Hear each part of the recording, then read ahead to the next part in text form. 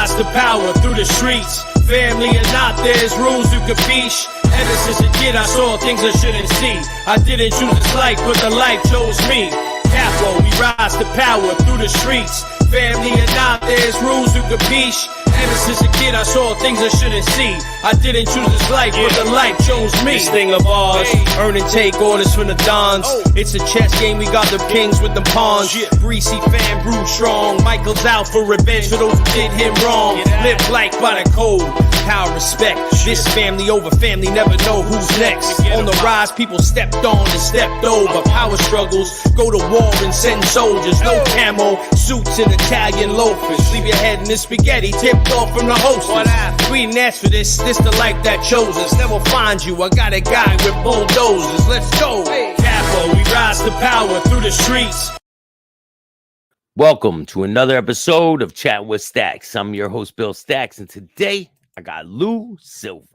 So, do you remember the day when Bruno got killed?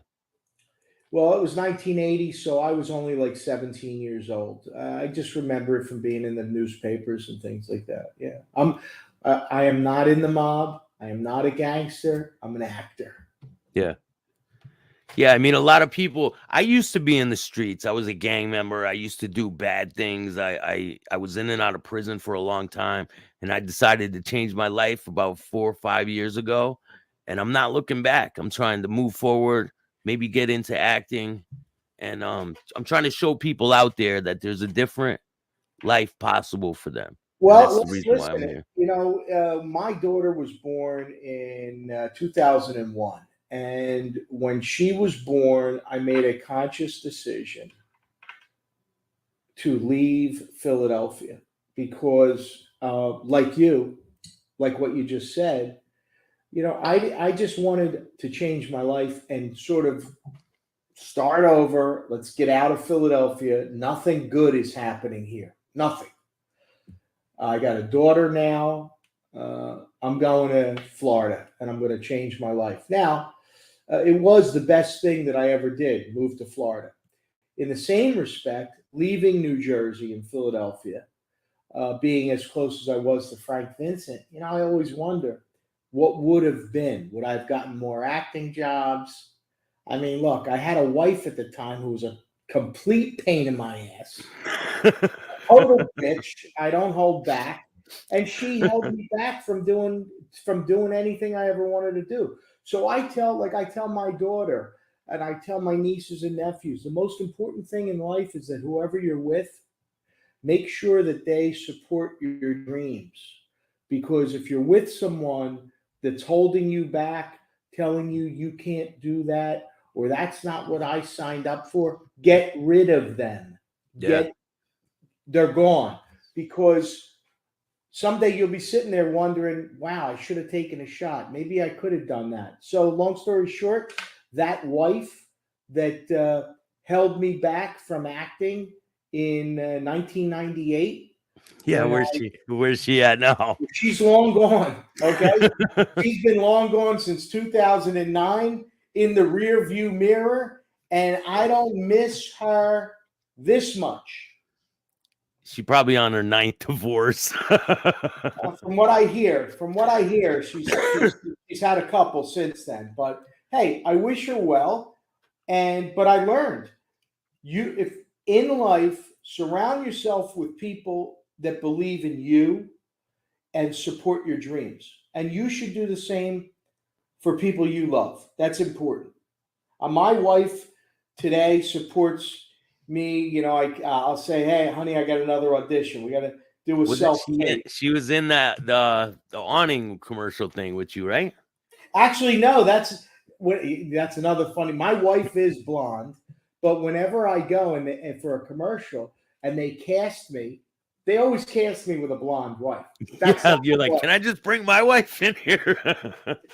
Right. I just said, okay, you're the wife for the day. It's funny, you know, but I'll say to my wife, we got to do another self-tape, you know, and she's like, oh my God. But she's in it like a trooper. She holds the camera and she helps me with my lines. And look, I'm enjoying the ride.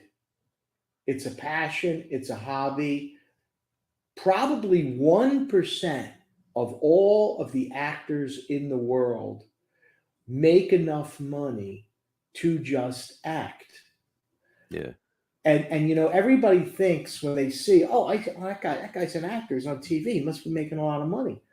That's not true. I mean, there's a large majority of people that you see on TV that still have other jobs. So it's Ubering and stuff like yeah, that. they're Ubering, they're waiting tables, they're in construction. They have other jobs because the gigs are few and far between. And even if you're working all the time, unless you hit that A-list level, you're not really making change your life money. I don't know, when Capo comes out, you might be. Well, Who knows, man? God's ears, right? Yeah. So there's a lot of people out there who want to get into acting. What is your advice for the people out there who want to get into acting? What is the most important thing for them to focus on? Is it like self-tapes that you send in? Or is it like their cadence? Or what's the most important thing for someone who wants to start? It's just like I want to be a professional golfer. So what are you going to do if you want to be a professional golfer? You're going to invest in your clubs. You're going to invest in your equipment. You're going to invest in lessons, and you're going to practice, right? And you're going to play often. So acting is a business. So even though you have the passion to want to act, you have to make it a business. You need headshots. You need a professional resume. You need to maintain industry profiles on IMDb Pro, Actors Access, casting networks, backstage. All that costs money. All that costs money to set up those profiles. So people say, I want to be an actor. Okay, show me your headshot. I don't have a headshot. Well, what the fuck do you want me to do with that? So, or I have a headshot. Okay, well, can anybody see it? Well, what do you? How would they see it? Well, if you had an agent, which the only way you're going to get an agent is if you have these industry profiles, casting networks, Actors Access, IMDb.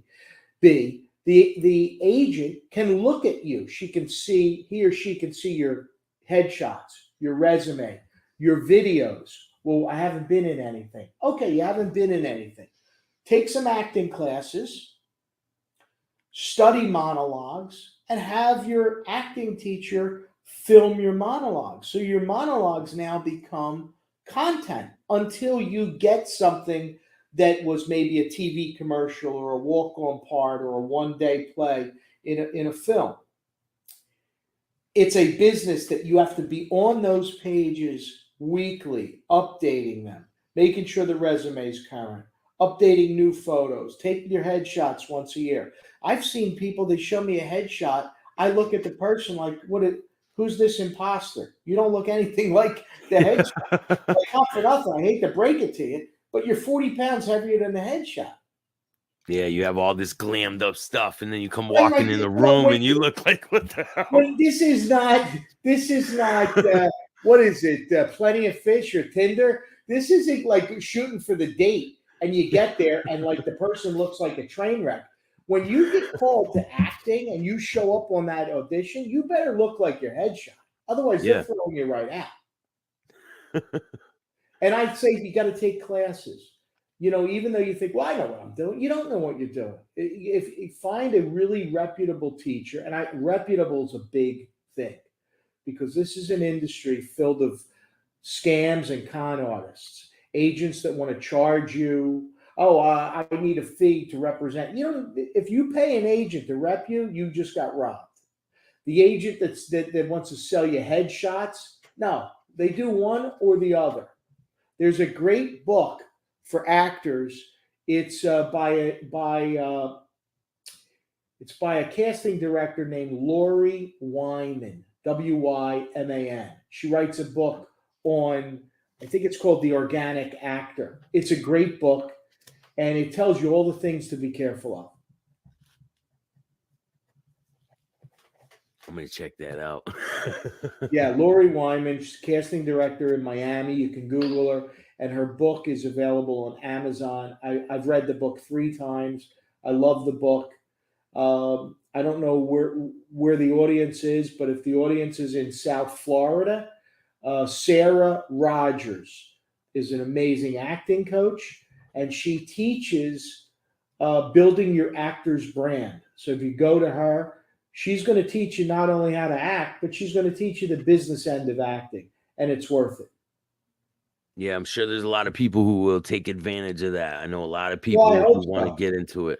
I hope so. So, what is your next move with acting, with your life? What's your next step with everything? Well, like I said, we're going to start shooting Capo episode 2, hopefully in December, which is right around the corner. Jimmy Barbarisi is the producer. He and I are working on it, fine tuning the script. And in the interim, I'm hoping that my phone rings and it's Martin Scorsese. But I got a better chance of hitting the lottery than that happening. But you never know. After Marty sees this Bill Staxx interview, I could be the next. I mean, listen, sadly enough, so many of the crime genre actors have recently passed away. Ray Liotta, James Caan, Tony Sirica. James Gandolfini. Well, There's a lot. That was a Gandolfini. while ago, but it's He a lot. began. Yeah, Gandolfini began The Descent. the descent. After Gandolfini was Frank Vincent in 2017. But like this past month, losing Liotta, Caan, and Sirica all in like 3 weeks. That was like so tragic and sad. But you know, in this business, when every door closes, another door opens. So maybe there'll be an unknown actor out there or young up and coming actors that might now get the parts that normally would have gone to the 3 actors that recently passed. I know, so it gives an opportunity to somebody else. That's the attrition of acting. You know, it's funny. I got a funny Frank Vincent story. Frank used to get so pissed off when people would confuse him with Dennis Farina. And Dennis Farina then passed away. And so Frank was sort of like, you know, it's sad to hear the guy died, but at least nobody's going to think I'm Dennis Farina anymore. You know? So, right? And listen, there's a lot of actors that most recently in the past couple of years, they have gotten jobs because actors that were ahead of them had passed on. So this is an industry filled with nepotism, but this is Dennis also, Farina. Yeah, right. Okay, Here's Dennis and Vincent. It's the cross shot, right? And back, right? Frank would say, "Do I look like this guy?" I go, "Yeah, well, a little bit. You do look like this guy, you know." Hey, a little bit, yeah, a little bit. Yeah. So listen, I'm happy. I have no complaints about life. I'm thrilled. I love what I'm doing. I thank Danny Provenzano for this thing of ours. I thank Willie DeMeo for my day on the set of Gravesend in 2018. And my biggest shout out is to Jimmy Barbarisi for giving me a leading role and putting my name on a movie poster, which I never thought I'd ever see that. Yeah, you were in this thing of ours too. Yes, I was in this thing of ours, a couple scenes. Remember, back in 98, I'm about 25 pounds heavier. So you can find the fat guy in the yellow sweater. That's me. Here, I'll show a picture of it real quick. Show a picture of the cover. Yeah, that was a good movie. I'll tell you, it was exciting to be there for it. I mean, Frank had a big role. Spend a day on the set with James Caan back then, when this guy was like, for me, it was like meeting Babe Ruth, except it was better. Except it was better. Yeah, I'm sure being an actor and being around those people, you're like, damn, you're like, well, you try to hold your composure. So I'm sitting there at breakfast, and Frank Vincent's to my left, and you know, there's some other actors that are, you know, unknown. Vinny Pastore's there, and there's an empty seat, and this guy comes around and he sits down next to me, and he just goes, "Hey, good morning. I'm Jimmy." And I look over, I'm like, I don't know what to say. It's James Caan. He's sitting there. He goes, "Hi, I'm Jimmy." You're like, what the hell? How the hell did this happen? Right? Yeah, it's insane. Yeah, I know. It's crazy. But that's the exciting part of acting. Every day is different. You never know where anything's. They always, Robert De Niro has a saying: if you don't go, you don't know. So when you get an audition, you got to go. Because you never know. I've gone on auditions and did not get the part, but the producer or the director that I auditioned for referred me to someone else that was making a project that said, "This guy auditioned for me, wasn't right for my film, but you should give him a shot." So if you don't go, you don't know. Go on everything. Go on everything they give you. And be respectful to your agents. So if you get a job on your own, pay your agent. They're working to get you work. Don't go out and do side work and not pay your agents. Just pay them. Make sure they're always eating just like you. Yeah. So is there any, are you ever going to come out with a book or anything like that? Me? I have trouble reading. No, I highly doubt I'm going to write a book. I just don't see it in my personality. Not at this age. Yeah. No, not yet. I got a long way to go. Who knows what the future holds, right? I got to have something to say that somebody wants to hear, right? Right now, they can never. Hey man, a lot of people are going to be watching this interview. I'm sure they want to know what you got to say about acting, about life, about everything. Bill, here's the deal. If you want to write a book with me after this thing airs, if you get all your viewers that say this guy needs to write a book, you and I'll write a book. We'll write the story of my life. Yeah, man. Which, I'm sure we'll be able to put some of those parts in the book. Probably keep a lot out too, though. A lot of parts will not make the book, but yeah. I promise it'll be good reading.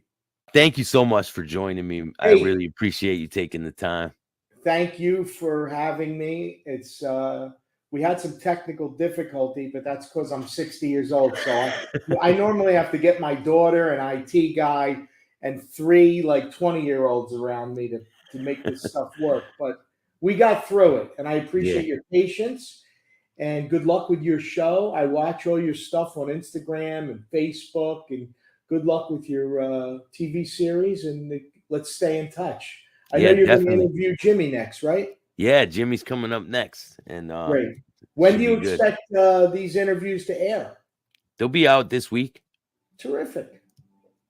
Maybe Friday, Thursday. Chattin with Staxx. Chattin with Staxx. Chattin with Staxx. Thank you, man. All right, brother. So I'll be seeing you again. I'll definitely have you on for another interview in the future. And I wish you the best with all your acting stuff, man. Thank you so much. Make sure you hit the like, subscribe, and notification bell so you can get my videos every time they drop. Till next time. We rise to power through the streets. Family or not, there's rules you can fiche. Ever since a kid, I saw things I shouldn't see. I didn't choose this life, but the life chose me. Capo, we rise to power through the streets. Family or not, there's rules you can fiche. Ever since a kid, I saw things I shouldn't see. I didn't choose this life, but the life chose me. This thing of ours, earn and take orders from the dons. It's a chess game, we got the kings with the pawns. Greasy fan, brew strong. Michael's out for revenge for those who did him wrong. Live life by the code, power, respect. This family over family, never know who's next. On the rise, people stepped on and stepped over. Power struggles, go to war and send soldiers. No camo, suits and Italian loafers. Leave your head in this spaghetti, tipped off from the host.